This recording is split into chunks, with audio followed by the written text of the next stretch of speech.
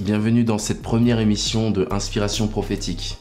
Je m'appelle Pascal, je suis appelé au ministère prophétique et aujourd'hui j'aimerais aborder avec vous le sujet d'actualité dans lequel nous nous trouvons, à savoir le coronavirus.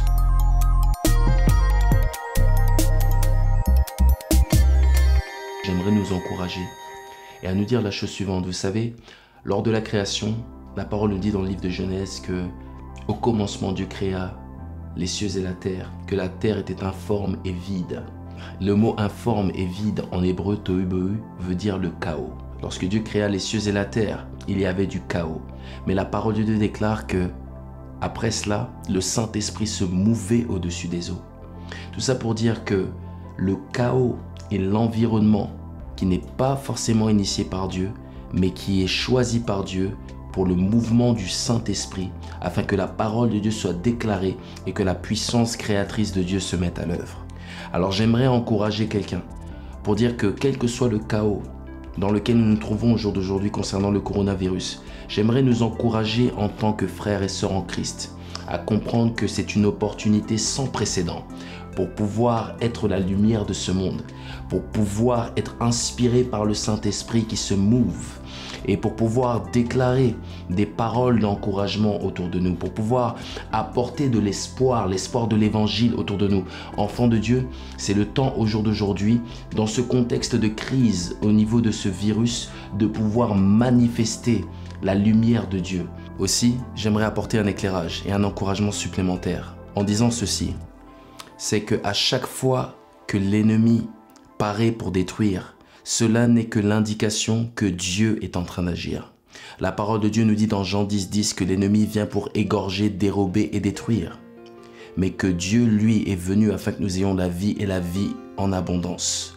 Lorsqu'il y a destruction, lorsqu'il y a mort de masse, nous savons que celui qui est derrière cela, ce n'est pas Dieu, mais l'ennemi. Et j'aimerais nous encourager en tant qu'enfants de Dieu pour dire que les temps dans lesquels nous nous trouvons sont excitants. Nous voyons ce même procédé dans la Bible. Lorsque Dieu est sur le point d'agir en suscitant un libérateur, Moïse, qu'est-ce que l'ennemi fait? Il suscite un esprit de mort de masse au travers de Pharaon pour tuer tous les enfants mâles parmi les Hébreux, parce que l'ennemi avait conscience qu'un mouvement du Saint-Esprit sans précédent était en train de se faire dans une nation qui allait changer le cours de l'histoire et qui allait être un témoignage qui allait être établi dans l'histoire des temps. Même chose, nous le voyons aussi avec Jésus. Lorsque Jésus est né, l'ennemi passe par le roi Hérode dans l'évangile pour décréter un ordre royal, mettant à mort tous les enfants. Par cela, nous voyons encore ce phénomène de destruction de masse orchestré par l'ennemi parce que Jésus, le libérateur, le sauveur de l'humanité, le Messie, était né. Et au jour d'aujourd'hui, en France, il y a une menace sans précédent qui est en train de se manifester sur la nation en présence de ce coronavirus. Mais j'aimerais nous encourager, enfants de Dieu, en disant que alors que cet esprit de destruction de masse est en train de vouloir agir, à l'instar de Jésus, à l'instar de Moïse, il y a un mouvement sans précédent de réveil spirituel qui est en train de se manifester en France. Cette menace du coronavirus n'est qu'une expression, n'est qu'une indication de ce que Dieu est en train de faire. Alors chrétiens, enfants de Dieu, soyons encouragés. C'est le temps de la France, c'est le temps du réveil spirituel et d'un réveil spirituel sans précédent où le Saint-Esprit va se déverser en masse sur le peuple français, sur l'Église, le corps de Christ français. Et nous y sommes. Ésaïe chapitre 60, versets 1, 2 et 3 nous dit la chose suivante. « Lève-toi et brille, car ta lumière arrive. Et la gloire de l'Éternel apparaît sur toi.